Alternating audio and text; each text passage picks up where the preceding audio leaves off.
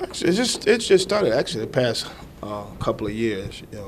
Putnam arrived on the scene. Central was the flagship school here in this area. This started probably about 3 years ago. Kids were really excited coming into this game. You see, it was a beautiful crowd. The city of Springfield really came out. They were really excited. That probably contributed to the missed layups and the unforced turnovers that were going on in the first half. But they settled down, and they started playing Putnam basketball. I think about Central was kind of matching tempo early, that diamond trap. Yeah. Baldwin was active in it. And so what third quarter you just came out and wheels kind of came off for them. What adjustments did you guys make at the half? Well, then we talked about that. I told the guys, Central's going to come out. They have pride. They're going to come out and really fight. But it goes back to the foundation. What we do every day in practice, we're going to sustain our energy, our intensity for the full 32 minutes. Mm-hmm. Can they do that? Can they do the same?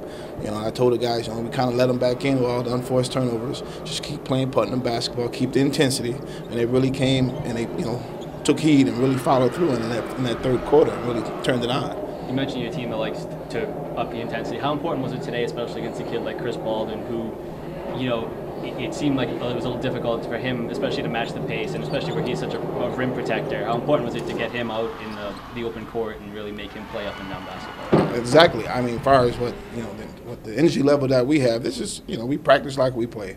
This is how we practice every day. So this is nothing new. And we wanted to see if those guys were in that shape, were they able to sustain their energy levels. And I just told the guys, keep pushing, keep going at it, keep working.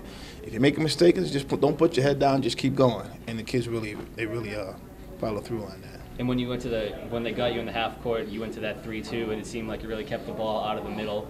Were you happy with their shot selection? They seemed to be shooting a lot from three and not really succeeding. Well, actually, what dictated the kids were calling for me to stay into the man, but what dictated me changing the defense was the way the game was being called. I was trying to we make adjustments to whatever is being called, but are they going to let us play? Was going to be touchy? And we got a couple of fouls early.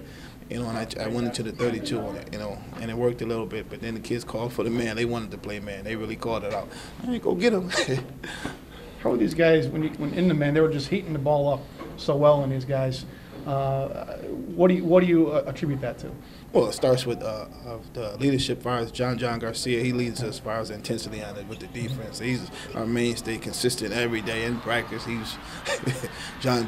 He starts off with the intensity there, and everybody just follow his lead as far as what we do defensively. And David Morrell, we were kind of on him because we told David, don't give away games. This is his senior year. He was kind of like in a little fog at the beginning. Balls coming off his hand. He was doing things that he don't normally do, and he woke up big time in the second half. So I had to shake his hand after the game. That's how you step up as a senior and a leader. You talk about the crowd and the atmosphere, and obviously the place kind of exploded when Nichols comes down with the dunk. Oh, yeah. Talk about that. That was fun to watch there, Ty. That was fun. I think that's his first one, so that was fun to see. He really enjoyed that. And everybody he went up another level after he did that, and the crowd really got into it. It was fun. I just really enjoyed seeing the city of Springfield come out and really, watch our young men perform. You mentioned Dave and Ty Malone. They're two kids that were matched up on Chris Baldwin a lot of the game, but they were giving up a lot of weight and a little bit of size. Were you happy with with their defensive productivity? Without a doubt. Tyon had his moments there where he was getting a little frustrated. Things weren't going right for him. But David's been playing, guys bigger than him since he got to Putnam, so that's nothing new to David. So Tyon is still trying to, find his niche there, and I just sat him down and told him, Ty, you've been playing basketball your entire life, just relax. And he went back in the game and really gave us a lift when he went back in.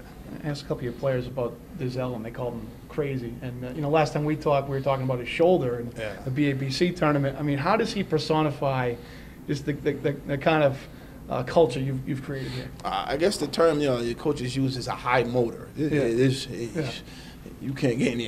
That motor just churns. Dizelle is one unbelievable worker. I mean, he's real quiet. He doesn't say much, but as you can see, his motor is constantly running. It seems like he's the only one. The body language is pretty strong with a lot of you guys. He's the only one that's not really all flustered or anything. No, you can't really. It's hard to read him. He doesn't say much, but when the ball goes up, he is ready to play.